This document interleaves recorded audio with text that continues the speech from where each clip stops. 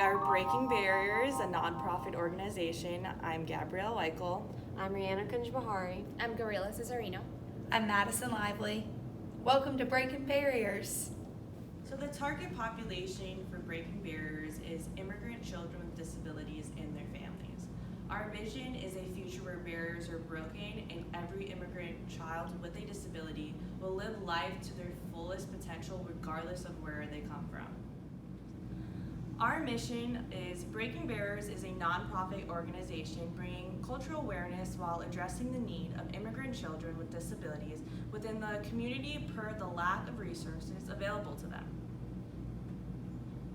Philosophy. The target market will be focused on educational grounds and events in the South Florida area to support children with disabilities who come from immigrant families and do not qualify for government support. Breaking Barriers values equality, occupational justice, community empowerment, as well as diversity. The goal of Breaking Barriers is to provide patient family-centered occupational therapy services to immigrant children with disabilities. Theoretical underpinnings. Ecology of Human Performance Framework. Based on the EHP model ideology, by reducing this population's contextual barriers and enhancing their skills and abilities, then this population will improve their occupational performance. The changing and shifting in behaviors within these contexts have to occur to enable performance. Tasks are defined as objective sets of behavior necessary for goal attainment. Market analysis, like we said before, our target population is immigrant children with disabilities and their families. So environmental assessment, we're going to be utilizing the PESTEL analysis. So P is political, which political means like types of businesses permitted in certain districts and the kinds of services available. For E is economic. This is various taxes and duties that we are obliged to pay. So analyzing these factors would really help us plan financial strategies for our business. And S would be social, and social considers aspects like religion, lifestyle expectations, housing standards, and population demographics such as age, gender, and ethnic origin. For technological, it's going to be the understanding the impact that technological advances have, and we could use this to compete within the market, and really understanding the emerging channels to reach out to new or more customers. And the legal would be regulatory like obligations, environmental restrictions, and health and safety laws. And for E, the last one will be environmental factors. So living in South Florida, you're going to see changes in weather patterns, especially during hurricane season. So this is important to take into account. And the organizational assessment, Breaking Barriers is going to be utilizing the SWOT analysis to evaluate the external and internal factors, and we're going to go into more detail in the next slide. Now, we did a SWOT analysis on our project, and our strengths focus on internal donation source. We have strong funding, great leadership, and strong message that inspires others to help. Some of our weaknesses, since we are servicing a population, a minority, that may present with different languages, this could be a barrier for quality of service if we're not able to get therapists to speak the language or the resources available to them. Some of the opportunities, we achieve all of our resources through different events and marketing and promotion, as well as connecting with other organizations that service this population. Some of our threats include laws, regulations, and competition of organizations that have a similar cause or vision. Hi, I'll be doing the floor plan. So pretty much this is a floor plan for Breaking Barriers. We have 5 offices, and within each office we'll have 2 chairs for when the clients come in, they will go in and sit with their child or family member. We also have the kids room. That's where the pediatrics room will be, where the kids will go do some sensory play and just engage in other occupations that are necessary. Then we have the kitchen in the back, which is also the break room, and then the bathroom. Equipment and materials. So this is the equipment and materials Breaking Barriers is going to be utilizing. For the office spaces, we're going to have office desks, computer, chairs, sofa, just to create a comfortable environment for their patients and the families. For the pediatric room, we're going to have sensory integration equipment such as swings, ball pits, slides, and we're going to have a tabletop section for them to do educational and fine motor activities. For the break room, we're going to have a microwave fridge for our employees and equipment such as tables and chairs for them. And then for our safety plan, so Breaking Barriers is committed to the safety of our clients, employees, and those within our community.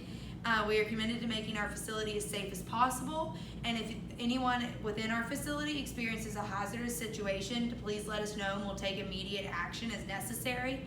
We have an evacuation plan implemented in case of any type of emergency. Staff training and education is provided, as well as fire drills and shelter in places. We have a list of responsible people that are to be in authority in the case of any type of emergency. We have an AED and a fire extinguisher located outside of every other office. Okay, I'll be talking to you about the Florida qualifications for our OTRs and our CODAs.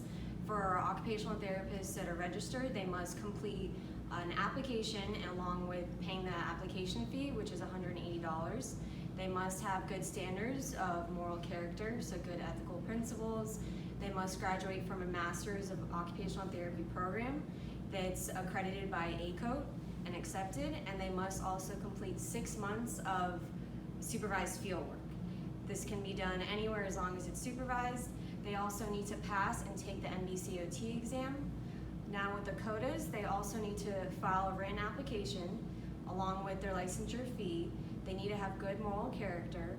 They also need to attend an approved accredited place by ACOT, which is just an associate's degree, and also complete a minimum of 2 months of supervised field work required and take and pass the exam. Now at the bottom, we have that Breaking Barriers is accredited by CARF. That's Commission on Accreditation of Rehabilitation Facilities. This just reassures and assesses that we're of good standing, and we get recess every 3 years. Okay, so I'm going to go over the marketing plan. So it's basically the 6 P's. So the price or services are free to clients who have a disability and are of immigrant families. The product is obviously occupational therapy services. The place is going to be Breaking Barriers, an outpatient therapy clinic located in Davie, Florida. The promotion is we're going to give out brochures and have a social media presence. The people are certified therapists with a commitment to helping those in need, and the process is promotional, marketing, and funding. As far as our marketing plan, we intend to do most of our marketing through social media sites. This is an example of a brochure that we'll present in our social media, such as Instagram or Facebook.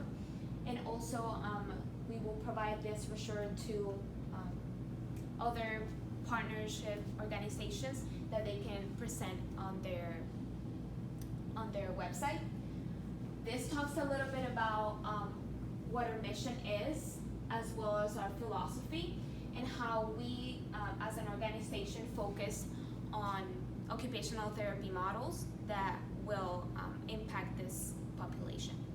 So some of the organizations that we might partner with would be Autism Speaks, Learning Disability Association of America, and Step Up for Down syndrome. These are all organizations that focus on our particular population that we're trying to service, and they do a lot of events that we can partner with and raise funding for service.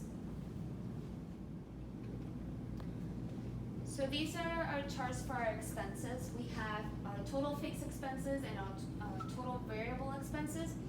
These are things to consider for our insurance, licensure services, cleaning services, service fees. So we have $181,000 for our total fixed expenses and $11,030 for our total variable expenses. Okay, and I will talk to you about our staffing and our full-time equivalent whole rundown of the revenue projections.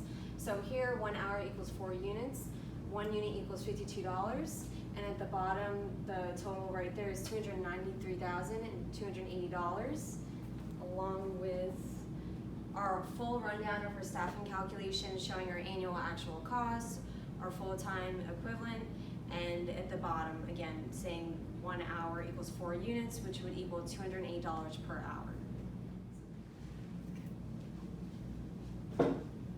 Okay, so here's our revenue and total profit. So we were saying we were doing 48 treatment hours a day. That times 4 units, 192 units a day. Per week, we're planning on bringing in 49,920, and then per year, we're going to bring in 2.5 million, 95,840. And we're going to have 3 OTs that are going to get paid $73,320, 6 CODAs at $33,840. So at the very bottom, we have our total therapist costs, and we have our revenue minus our labor and our expenses. And so our total profit for a year at Breaking Barriers will be $1.8 million, 53,910. Okay, so now we're going to go over the management hierarchy. We have our, on the very top that oversees the whole organization is the CEO and founder, who is Alex, the OT. Then we have under them are the manager of the clinic, and they oversee the occupational therapist, who oversee the CODAs. And the manager of the clinic also oversees the secretary, who would have control over the janitor and the cleaning crew. And finally, there are references, and let's go Breaking Barriers.